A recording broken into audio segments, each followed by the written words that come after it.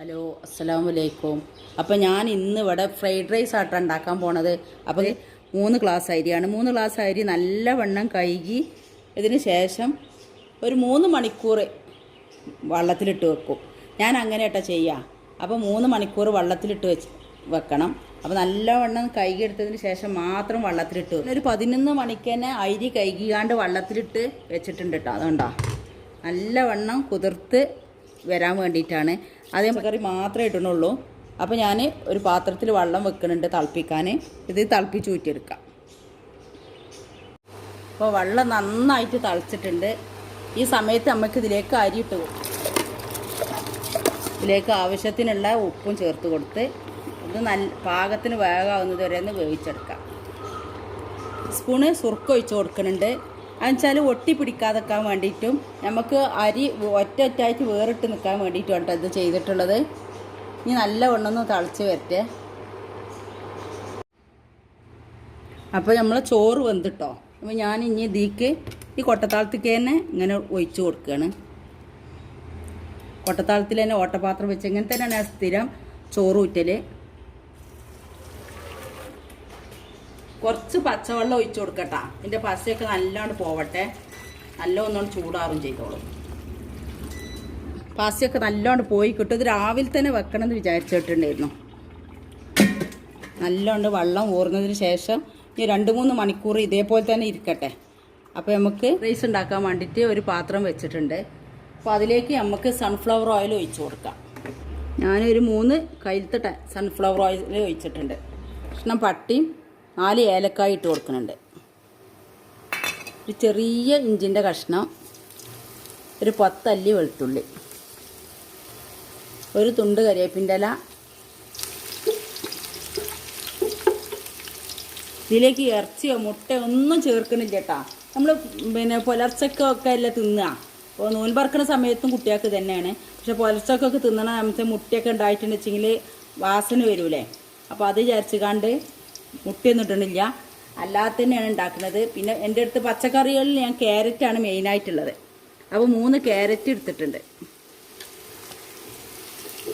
ഒരു 1.5 ക്യാപ്സിക്കം, ഒരു 1.5 ക്യാപ്സിക്കം. വേറെ ഒരു പച്ചക്കറി ഇല്ല കേട്ടോ എൻ്റെ അടുത്തുള്ളത് വെച്ചിട്ടാണ് ഞാൻ ചെയ്യുന്നത്. ഇങ്ങനെ ഉണ്ടാക്കിയാലും നല്ല ടേസ്റ്റ് തന്നെയാണ്. വെച്ചിട്ട് ടേസ്റ്റിന് ഒരു കുറവും ഉണ്ടാവില്ല. അപ്പോൾ ഇത് ജസ്റ്റ് ഒന്ന് വെന്താൽ മതി. കൂടുതലൊന്നും വേവൊന്നും വേണ്ട. പിന്നെ ചെറിയ പച്ചമുളക് അരിഞ്ഞിട്ട് കൊടുക്കുക. ചെറിയ വട്ടത്തിൽ ചെറിയ കഷ്ണങ്ങളാക്കിയിട്ടോ അല്ലെങ്കിൽ ചതച്ചിട്ടോ ചെയ്ത് കൊടുക്കട്ടോ. അപ്പോൾ ഞാൻ ചെറിയ മുളക് പൊടിച്ചത് ഇട്ട് കൊടുക്കുന്നുണ്ട്. പിന്നെ ചെറിയ മുളക് പൊടിച്ചത് വേറൊരു ടേസ്റ്റ് തന്നെ കേട്ടോ. നമുക്ക് നമ്മുടെ വീട്ടിലില്ല എങ്കിലും ഇവിടുന്ന് കിട്ടുന്ന സമയത്ത് ഒക്കെ എടുക്കുന്നതാണ്. പിന്നെ സോയാ സോസ് ഒരു 1/2 ടീസ്പൂൺ സോയാ സോസ് ഒഴിച്ച് കൊടുക്കുക. ഇത് പിന്നെ വേണമെന്നുണ്ടെങ്കിൽ ഒഴിച്ച് കൊടുത്താൽ മതി, നിർബന്ധമൊന്നുമില്ല. ഇട്ട് വരുന്ന സമയത്ത് 1 ടീസ്പൂണ് തക്കാളി സോസ് ഒഴിച്ച് കൊടുക്കുക.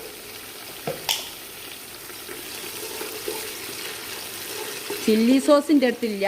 ഉണ്ടെങ്കിൽ അതും കൂടി ഒഴിച്ച് കൊടുത്താൽ ഒന്നും കൂടി ഒരു ടേസ്റ്റ് കൂടി കിട്ടിയിരുന്നു. പക്ഷെ അതിൻ്റെ അടുത്തില്ല. പിന്നെ ക്യാപ്സിക്കും മല്ലിൻ്റെ അരി.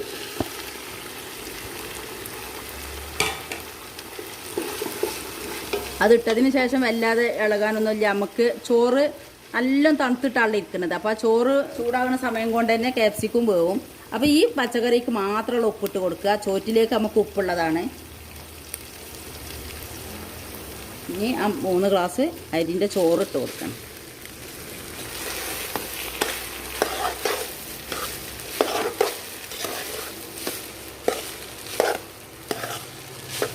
ഇതിലേക്ക് ഒരു 1/4 ടീസ്പൂൺ ഗരം മസാലപ്പൊടി ചേർത്ത് കൊടുക്കുകയാണ്. കൂടുതലൊന്നും വേണ്ട. നമ്മുടെ ചോറിൻ്റെ കളറ് മാറുട്ടാ. കൂടുതലിട്ട് കൊടുക്കണ്ട. ഒരു നുള്ള് കുരുമുളക് പൊടി.